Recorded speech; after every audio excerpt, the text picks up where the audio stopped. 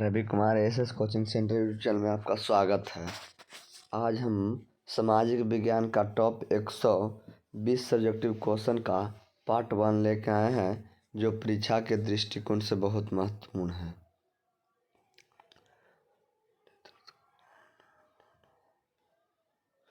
कहता है, अपने दर्द को अपना मोटिवेशनल बना और फिर देख तुझे कौन रोकता है सक्सेस होने से। कहता पहला क्वेश्चन इसमें आपका है,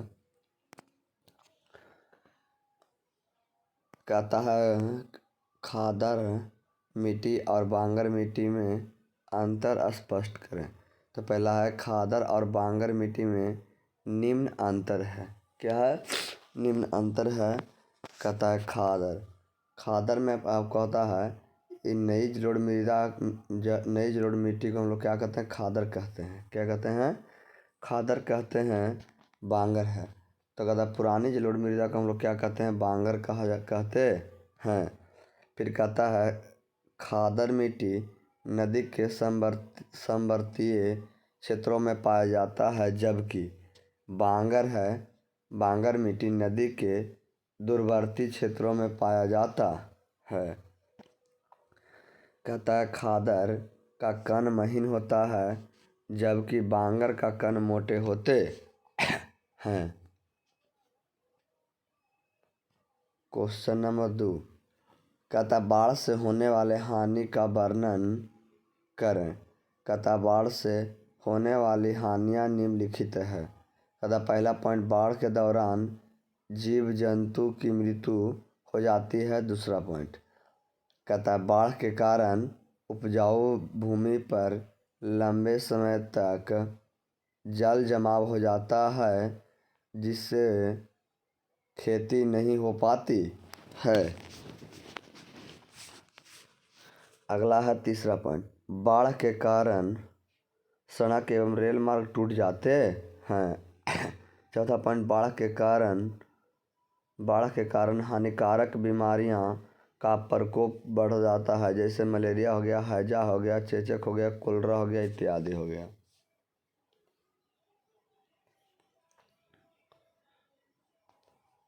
क्वेश्चन नंबर 3 है, दल बदल कानून क्या है? दल बदल कानून क्या है? दल बदल कानून विधायकों और सांसदों के दल बदलने को रोकने के लिए एक कानून बनाया जाता है। कहता है दल बदल कानून विधायक और सांसदों के दल बदलने को रोकने के लिए यह कानून बनाया जाता है। दल बदल कानून के अंतर्गत दी गई शर्तों को पूरा नहीं करने की स्थिति में उसकी सदस्यता रद्द कर दी जाती है। इस कानून को पूर्ण रूप से लागू किया जाना चाहिए। अगला कहता सार्वजनिक उद्योग किसे कहते हैं? कहता वे समस्त उद्योग जिनका संचालन सरकार स्वयं करती है। और ऐसा समस्त उद्योग जिसका संचालन सरकार जो स्वयं करेगा, माने सरकार अपने ही करेगा, उससे हम क्या कहते हैं? सार्वजनिक उद्योग कहते हैं। फिर कहता है क्वेश्चन नंबर 5 है कि बहुराष्ट्रीय कंपनी किसे कहते हैं? कहता है ऐसे कंपनी जो किसी एक देश में स्थित मुख्यालय से अनेक देशों में उत्पादन और सेवाओं का नियंत्रण करती है और अरबों रुपयों की पूंजी वाली हो, उसे बहुराष्ट्रीय कंपनी कहते हैं। चाहे ठेठ में भी बोल सकते हैं कि वो ऐसा कंपनी जो एक से अधिक देशों में व्यापार करता है, उसे हम लोग क्या कहते हैं? बहुराष्ट्रीय कंपनी कहते हैं।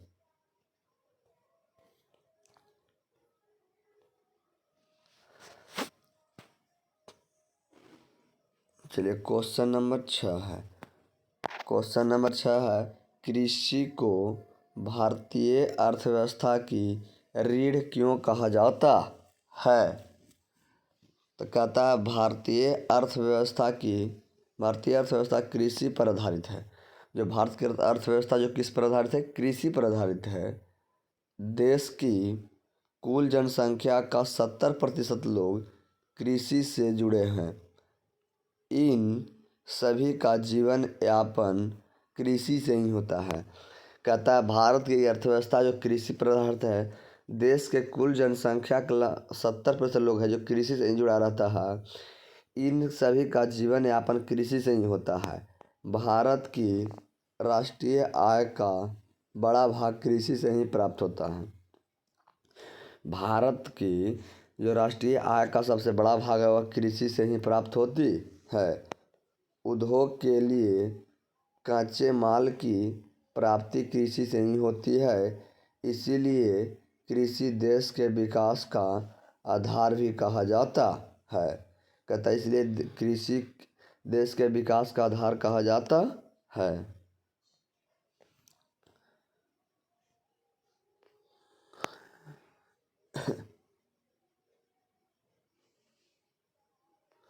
क्वेश्चन नंबर 7 है, उदारीकरण को परिभाषित करें।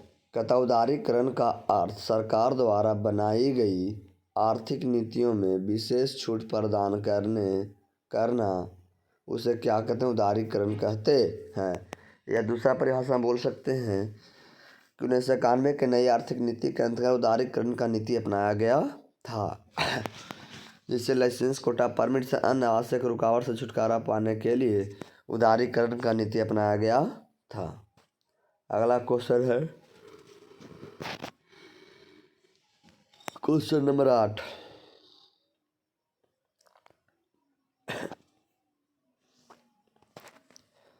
भारत के प्रमुख 4 अंतर्राष्ट्रीय हवाई अड्डा के नाम लिखें। भारत के प्रमुख 4 अंतर्राष्ट्रीय हवाई अड्डा के नाम निम्नलिखित है। पहला आपका इंदिरा गांधी अंतर्राष्ट्रीय हवाई अड्डा कहाँ है? तो नई दिल्ली। नेताजी सुभाष चंद्र बोस अंतर्राष्ट्रीय हवाई अड्डा कहाँ है? कोलकाता। छत्रपति शिवाजी अंतर्राष्ट्रीय हवाई अड्डा कहाँ है? तो महाराष्ट्र।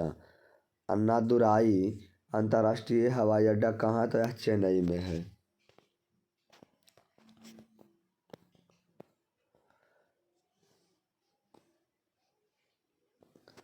कहता है मनरेगा क्या है? मनरेगा रोजगार देने की राष्ट्रीय योजना है। कहता मनरेगा है जो ग्रामीण रोजगार देने की क्या है? राष्ट्रीय योजना है। मनरेगा के अंतर्गत ग्रामीण मजदूर को साल में कम से कम 100 दिनों के लिए रोजगार देने की व्यवस्था है। इसके लिए न्यूनतम मजदूरी निर्धारित की जाती है जो सरकार करते हैं। चलिए क्वेश्चन नंबर 10। कहता प्रति व्यक्ति आय क्या है? प्रति व्यक्ति आय देश में रहने वाले व्यक्तियों की औसत आय होती है जिसमें कुल राष्ट्रीय आय को कुल जनसंख्या से भाग देने पर जो भागफल बचता है या आता है उसे हम क्या कहते हैं? प्रति व्यक्ति आय कहते हैं। प्रति व्यक्ति आय बराबर होता है राष्ट्रीय आय बटा कुल जनसंख्या।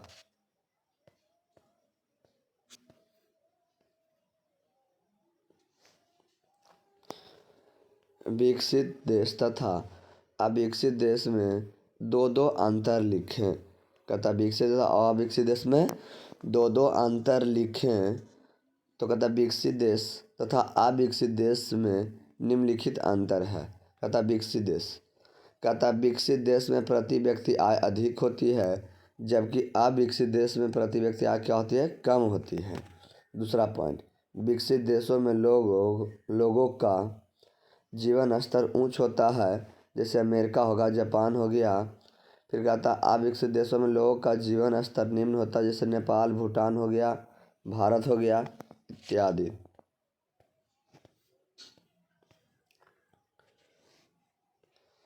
क्वेश्चन नंबर 12, मौद्रिक प्रणाली क्या है?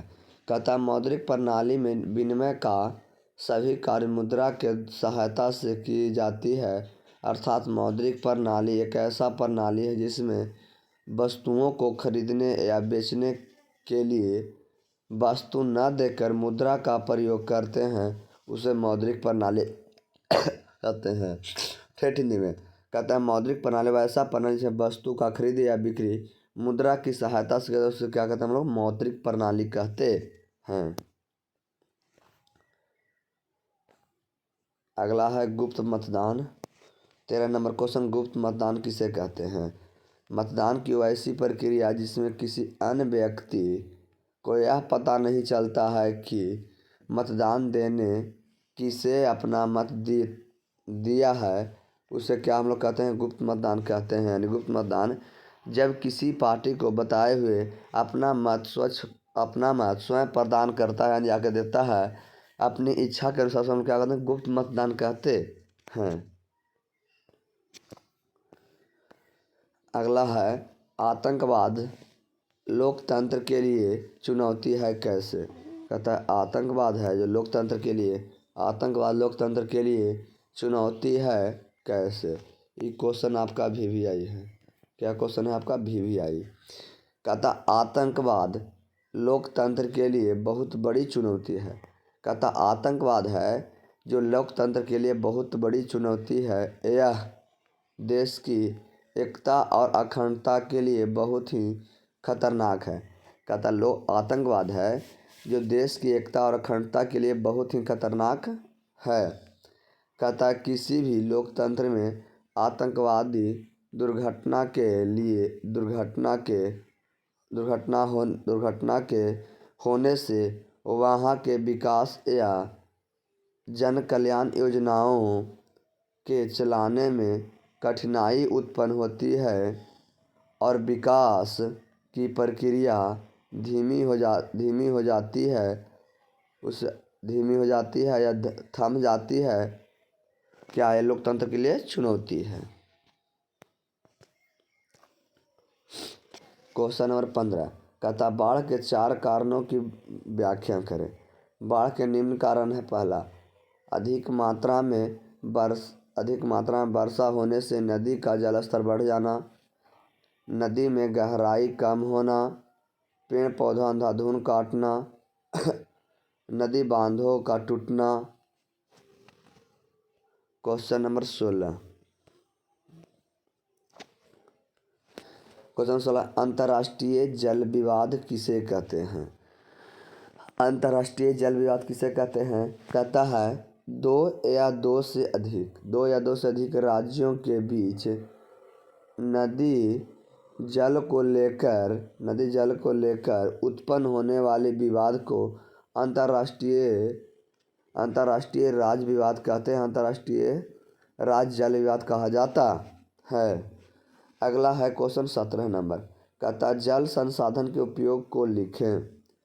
तो जल संसाधन के निम्नलिखित उपयोग है। पहला, खेतों में सिंचाई के लिए उपयोग होता है। दूसरा पॉइंट, घरेलू कार्यों में उपयोग होता है। तीसरा पॉइंट, विद्युत निर्माण परियोजना के लिए उपयोग होता है। चौथा पॉइंट है मछली पालन के लिए उपयोग होता है, इत्यादि।